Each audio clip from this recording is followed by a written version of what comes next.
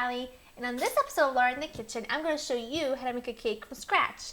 Now this was a request for one of my viewers, Diana, so I'm extra thrilled to be able to share it with you because she's making this cake for her little brother's birthday. Now of course, it's her little brother's birthday, so it has to be even more spectacular. And this is going to be a chocolate cake with a peanut butter filling and chocolate ganache. Now this is what you're going to need just for the cake. Some all-purpose flour, unsweetened cocoa powder, granulated sugar, eggs, baking powder, baking soda, salt, buttermilk, water, vegetable oil, espresso coffee, instant espresso coffee powder, and vanilla extract.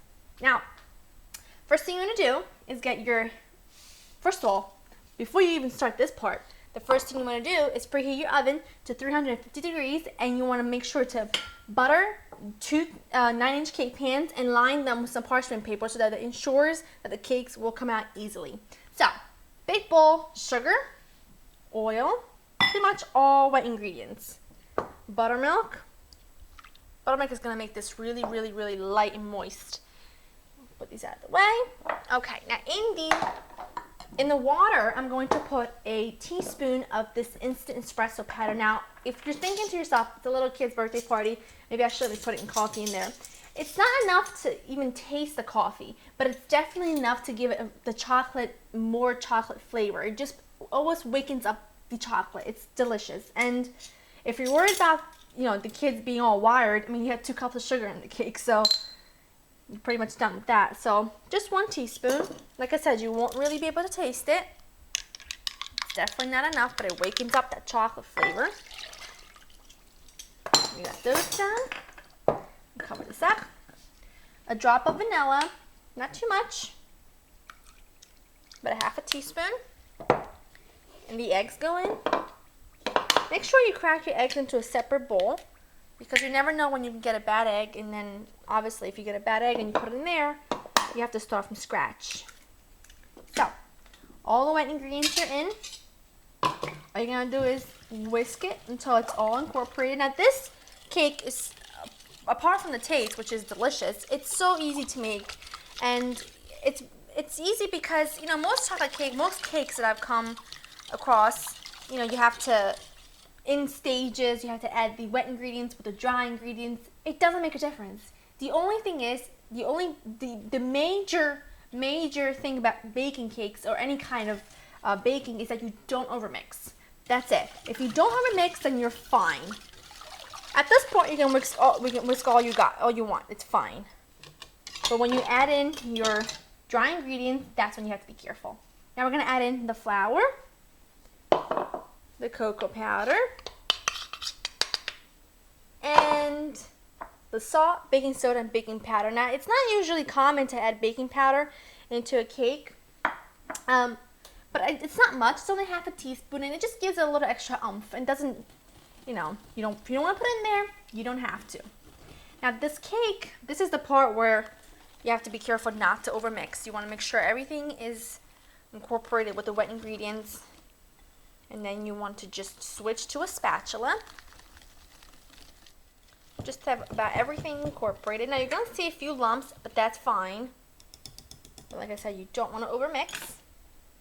I'm switching to a spatula just to get from the bottom up if there's anything that didn't get mixed in with the whisk. Now, this is a very liquidy batter, but that's fine. This just means that your cake is going to be so moist. It's so good. You've got to trust me. Now, you want to divide this within these 2 cake pans evenly. Okay, like so. And what's going to happen is you're going to put this in your oven at your preheated 350-degree oven for about 35 minutes. Now, I can usually tell by just looking at it that it's done. But if you don't have that ability, all you can do is take a toothpick or like a dry piece of spaghetti, and you just insert it in the middle of the cake, and if it comes out clean with no wet batter on it, it's done. So now, shake this a little to make it a little even. Pop this in your oven for 35 minutes. My cakes have come out of the oven, and I've let these cool for 45 minutes because you want to make sure they're really cool by the time you put the the filling on it, otherwise it'll start to melt. So, these are nice and cool. I'll leave them like that, and I'm going to start on to making the filling. This is so easy, but so good. Now, all you're gonna need is an 8-ounce package of cream cheese, preferably the Philadelphia cream cheese. Nice and it's softened. You want to leave this at room temperature for at least 6 hours. Then you're gonna need some good old smooth peanut butter. Who doesn't love peanut butter? I know I do. You're gonna need a nice amount. Just like that.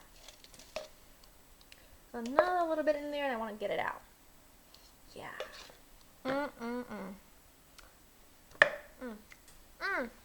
So good. Some powdered sugar. Some vanilla, not much. Like that. And start mixing this together. If everything is at room temperature, like your peanut butter and your cream cheese, it's very easy to mix this up. This is well incorporated. Now, for the ganache, what I did was I brought about half a cup of heavy cream up to a boil, right before boiling point, took it off the heat, put in 4 ounces of semi-sweet chocolate chips, and I've added the chocolate chips to the hot cream, but I do not stir. That's one thing you don't want to do. You don't want to stir. You want to just swirl it and leave it there for 5 minutes. So that's what I'm doing. I'm leaving it there for 5 minutes while I continue. Actually, it's been about 5 minutes, so now I can take a stir. Yep, it's been about 5 minutes. So what you want to do now is take a whisk, and you want to mix this really, really well. Now this is well mixed, so you want to leave this alone for 15 minutes so it can start to thicken. In the meantime, we're going to build the cake. Now you want to just run a small spatula or a small knife around the cake and pray that it comes out, and it did. You can see it's very moist, which is perfect. Actually, what I'm going to do, that's what I'm going to do. Taking some parchment paper, and I'm just doing that because I want to make sure that I don't get any chocolate all over my pretty cake platter. So this is a cool little trick. Next, we're going to just cut a little bit of the top because you want to make sure that this is level. Okay, now you're taking your filling, putting it over the top like that. This is pretty much what you want to have done. You want it nice and even, but you want this around because it's going to look really rustic and beautiful. Now I'm taking the second cake, doing the same thing. Now my second layer of my cake is on top of the filling, and now I have my slightly thickened ganache that I'm going to just pour over the top, and this is going to thicken more, so don't worry about that. And you want some of it to drip over the sides because that's what makes it so beautiful, like that. How perfect is that? Now, what I love to do, I love to take little Reese's Pieces cups, cut them in half, and just decorate the top with them. This one in. Final touch. Sprinkle of powdered sugar. Oh la la, bonsoir. Look at that. Now, I'm going to take off all this parchment paper. So here you have it, guys. As you can see, it was simple to make a cake from scratch, and this is going to be super delicious, and I promise you're going to thank me for it. To get this recipe and other recipes, check out my website at www.laureninthekitchen.com. I'll see you next time. Bye-bye.